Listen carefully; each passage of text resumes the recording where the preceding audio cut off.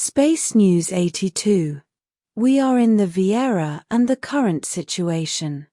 Hello, thank you for being here with me once more. I hope you are very well today. This is Marie, with another edition of Space News. Welcome to my channel.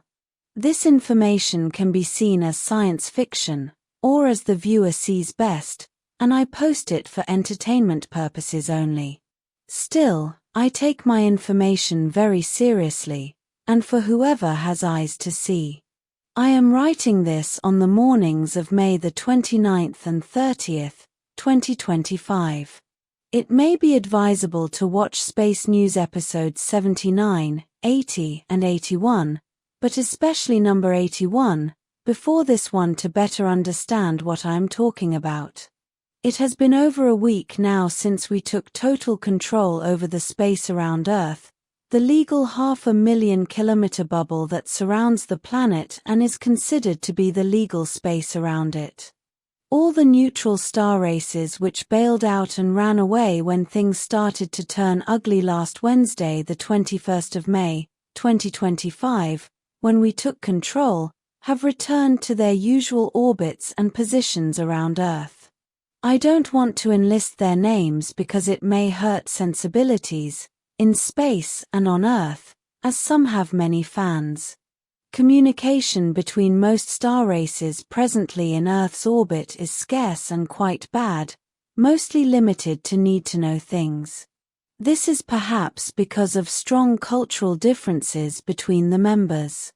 I see the lack of chatter and free communication between most Federation members as a sign that they are not united at all, and all the control mechanisms go through a shady control hub that is only under the control of its overlords, whoever they are, because they are never seen. I decided not to specify exact dates of some of the things that happened this week, for strategic reasons, but they happened between the last Space News video and this one. Moving on to the news, the Antarian ambassador, as Ed Nidia informed me, that she had failed with her diplomatic attempts to convince the Andromedans to let our group inside their biosphere ship, Viera, as we were convinced that the control mechanisms of the Galactic Federation over Earth were kept there. We were considering the Andromedans to be the only star race standing between us and the control mechanisms over Earth.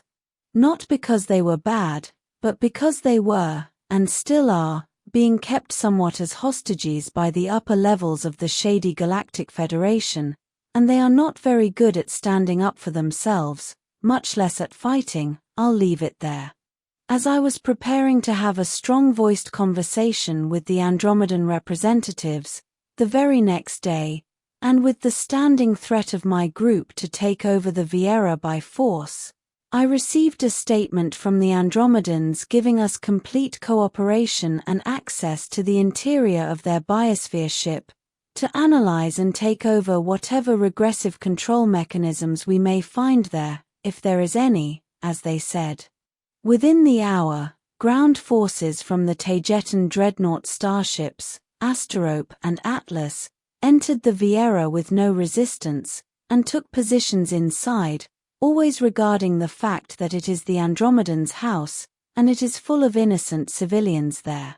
Yet the Viera is a multicultural galactic federation hub where countless star races mingle, especially those who have something to do with Earth.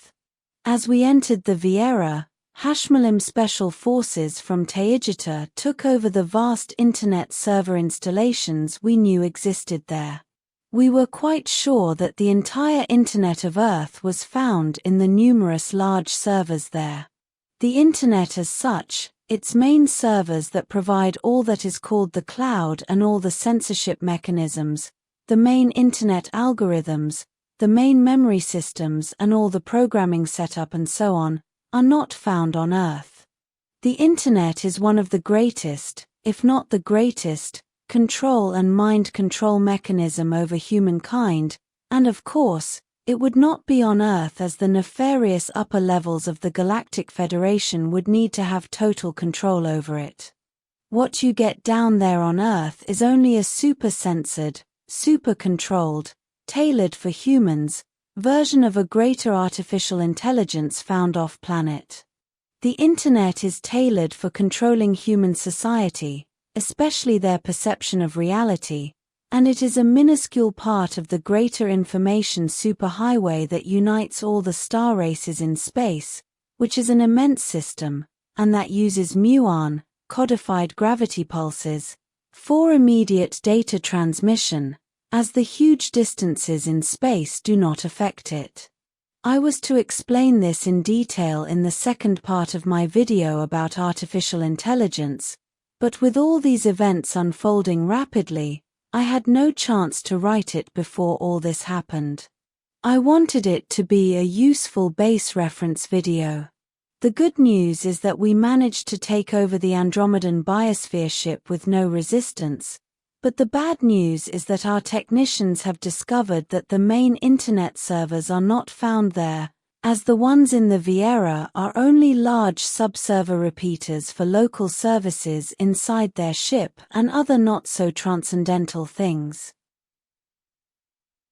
As we strongly suspected before, the servers, which are the ones which turn muon codified gravity transmissions into digital data bits, and then host all the internet mainframe as you know it on Earth, are somewhere in Saturn, and not in the Viera, which only acted like a mask to divert the attention of any star race or person who may be asking too many questions.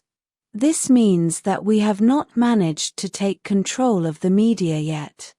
Analyzing the military events that took place last Wednesday, May 21st, we concluded that the Authors acted suspiciously unwisely, as if they had a plan to force us to act aggressively against them, to later turn legal things and actions against us. Attacking a 970,000-ton dreadnought, like the Alcyone, with a swarm of drones is plain stupidity, and would never bring about any good results. It's like throwing rocks at a rhinoceros with a slingshot. All you will achieve is irritating it and provoking it to charge directly at you. And then the second suspicious part of all this was when the Andromedans and the Alphratans suddenly decided to move on our side, at least allegedly, without any resistance, and then, right after that, stubbornly denied us access to the Viera.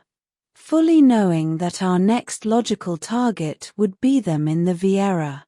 We conclude that they wanted to force us to attack and invade them so they can legally use that against my group, forcing us to leave this area around Earth, thus leaving it to their disposal.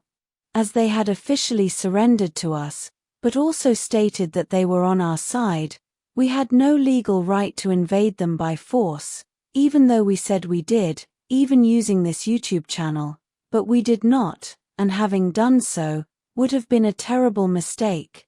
Because the negative side would have all the legal excuses they need to justify kicking us out of this area. I can say this now, we never intended to invade the Viera militarily, we only made the Andromedans think that we would, so they would voluntarily let us in to inspect the place, arrest any shady individual hiding there and take over the servers, which at the time we thought controlled Earth. The Authors and their friends had a plan to force us to act in an aggressive, unlawful manner, making us attack the Viera. We did not fall into their trap, and things backfired terribly against them, because now we continue to have full control over the space around Earth, and following all the rules and regulations of the Galactic Federation. Or they had no plan, and they simply acted stupidly. All space traffic goes through the Viera, as usual, but it is controlled and easily accessible from the bridge of any of the starships of my group, including Antarian ships and Urmah vessels as well. No ship can come in or out of the legal 500,000 kilometer space around Earth without us knowing and fully monitoring its intentions. This space goes as low as 100 kilometers above Earth. Below that altitude, we no longer have any jurisdiction, as it belongs to humans and their Earth matrix. Having said that, There are legal holes that do permit us to act below that 100-kilometer limit, for example, those that permit us to go down to look for our people who have been taken by force from our planets, among others. Moving on to that subject, rescue operations continue in 3 main areas on Earth: the Middle East, Ukraine, and Western Mexico, which are the main distribution hubs for sequestered Lyrians, both from Earth and from off-planet. There is a lot I cannot say about this subject, much less in this social media platform where I can only say so much, even under the disguise of science fiction, but know we are hard at work getting people out, regardless of their origins. This week, we could free 390 female people from those dumps, mostly Earth humans, as the regressive side has managed to move them deep inside their interconnected dumb network to make things harder for us. Yet we do intercept them as they move along those 3 main hubs, but they have grown a lot more sophisticated as days move by, because they are now employing surface-to-air missiles, which are constantly fired at our overflying stack ships, which are usually moving slow and only at treetop level. Fortunately, their defensive mechanisms and shields have protected them very effectively, although some light damage has been done to them. Also, one of our intelligence-gathering people on the surface was exposed this week, but we could extract our operative successfully before any harm could come to him. Another new problem we are facing is that the SSP regressive forces are now jumping out of hyperspace at very low altitude, directly above their landing areas, just a few feet off the ground, very much against all the space law rules concerning navigation and starship handling. They jump out of hyperspace, land somewhere in the mountains of western Mexico, unload their Lyrian cargo sequestered from other planets, and then jump back into hyperspace all in under 3 minutes, which leaves us with little to no time to react. Their Lyrian cargo is then taken into the custody of the local surface mob lords, of those organizations whose names start with a letter C, and are common in that area. Use your thinking hat. Those are the ones which distribute the captures off-planet Lyrians, many of which end up underground in dumps to be transported all over the globe.